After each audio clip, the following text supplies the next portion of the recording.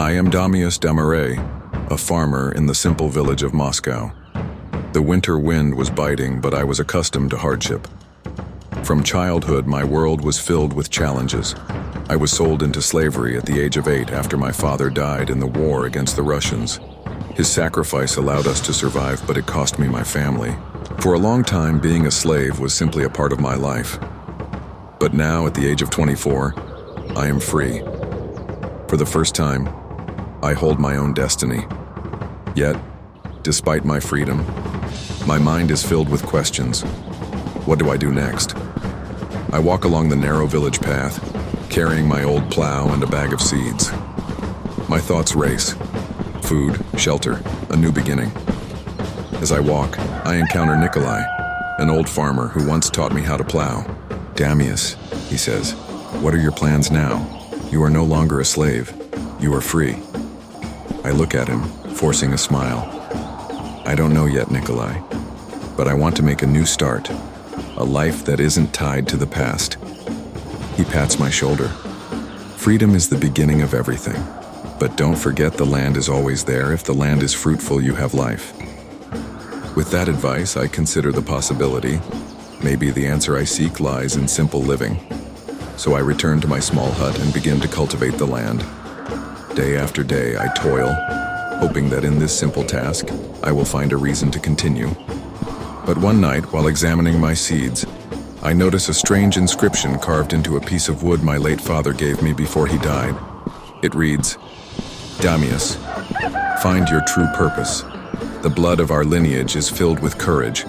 You were not born to bow, but to fight."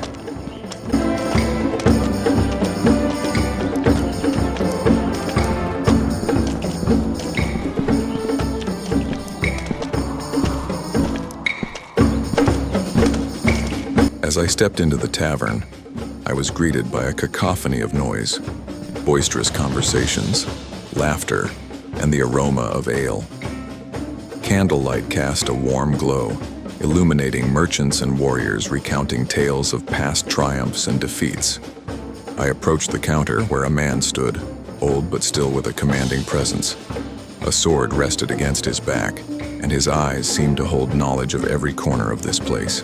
"A tankard of ale and some food, please," I said, placing a few coins on the table. While waiting for my order, I observed him. His demeanor was unusual. He moved like someone accustomed to battle. So I ventured a question. "Do you know of any quests I could take on?"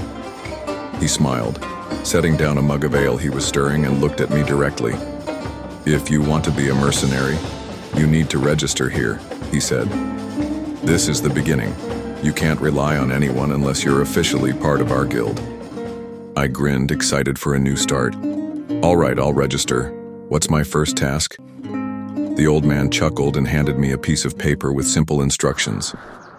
"Go to the western edge of the forest. There are bandits there who frequently terrorize villages. Your task is to reduce their numbers. Return to me with proof." He then handed me an old sword and a leather armor. "It's not as good as the gear veterans use, but it's enough for a novice. Remember, bandits are treacherous and merciless. If you're not careful, you might be the one ending up dead, not them." I nodded, clutching the sword, and left the tavern. As I approached the forest, I felt the weight of my first mission as a mercenary. With each step, I thought, can I prove myself in this dangerous world? Damius, a young and inexperienced warrior, joined the first campaign of the Polish mercenaries. Armed with his bow and the dagger gifted to him by Nikolai, a seasoned veteran and friend, he braced himself for the dangers ahead. Their mission, to protect the villages from marauding bandits. In the first assault, Damius witnessed the true face of war, the screams, the stench of blood, the fear in the eyes of the civilians, all left an indelible mark on his soul. Yet amidst the chaos, his training served as a guiding light. His arrows found their marks with deadly accuracy. His dagger moved with swift precision. He fought with courage, not for glory or riches, but for the safety of the innocent.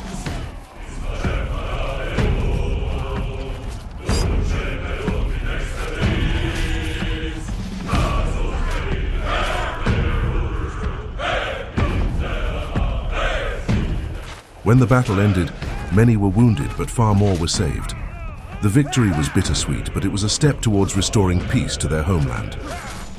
After the fierce battle between the mercenaries and the bandits, Damius returned to the quest guild to claim his reward.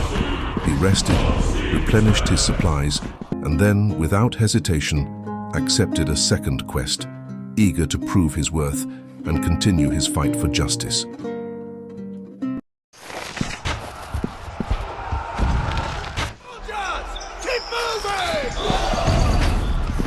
Having successfully provoked his enemies, Damius was suddenly ambushed and struck from behind, suffering a deep wound. Fortunately, his comrades arrived just in time to save him. His comrades fought valiantly, but they all fell in the ensuing battle. Against all odds and fueled by a desperate rage, Damius single-handedly finished off the remaining enemies.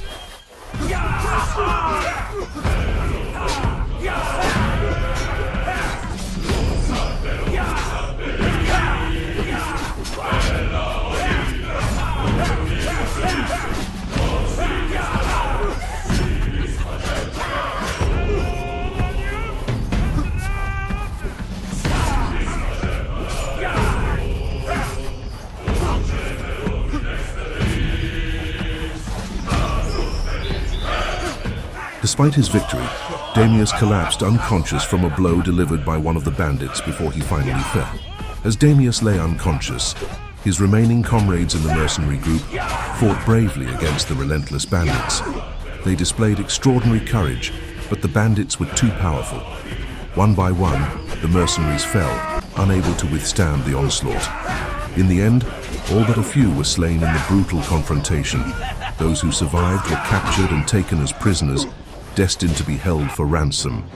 The battlefield, once filled with the sounds of clashing steel and cries of valor, fell silent, leaving only the echoes of their bravery amidst the growing shadows. The mercenaries faced a devastating defeat in the second quest. Despite their bravery and unwavering spirit, they were overwhelmed by the sheer strength of the bandit group. The battlefield became a grim testament to their struggles, with fallen comrades scattered across the ground. Damius, still unconscious, lay among the remnants of a battle that had turned disastrous. The once hopeful quest for glory and justice ended in tragedy, leaving the surviving mercenaries captured and at the mercy of their ruthless captors. The dream of restoring peace was replaced by the harsh reality of loss and despair. Be sure to like and subscribe for more captivating stories. Thank you for watching.